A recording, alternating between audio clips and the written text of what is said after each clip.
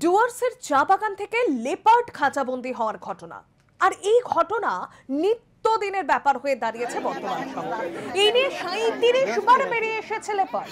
এবার ডুয়ার্সের মাটিয়ালি ব্লকের দুই চা বাগানে খাঁচাবন্দি হলো দুটি পূর্ণবয়স্ক লেপার্ড।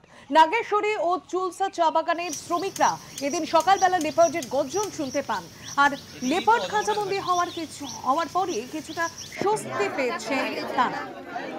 জানা যাচ্ছে চুলসা চা বাগানের 14B এবং নাগেশ্বরী চা বাগানের 1 নম্বর সেকশনে খাঁচা বসানো হয়েছিল। রবিবার ভোরবেলা দুই চা বাগানের বাসিন্দা খাঁচার মধ্যে থেকে গর্জন শুনতে পায়। লেপার্ড খাঁচাবন্দি হওয়ার খবর ছড়িয়ে পড়তেই বহু মানুষ ভিড় জমান। খবর দেওয়া হয় বন দপ্তরের খুনিয়া স্কোয়াডে। সেখান থেকে বনকর্মীরা পৌঁছে দুই চা বাগান থেকে খাঁচা সমেত লেপার্ড উদ্ধার করে নিয়ে যায়। এই বিষয়ে বন দপ্তরের খুনিয়া স্কোয়াড তরফ থেকে জানা যাচ্ছে, লেপার্ড দুটির স্বাস্থ্য পরীক্ষার পর সুস্থ থাকলে এদিনই লেপার্ড দুটিকে গরুমারা জঙ্গলে ছেড়ে দেওয়া হবে।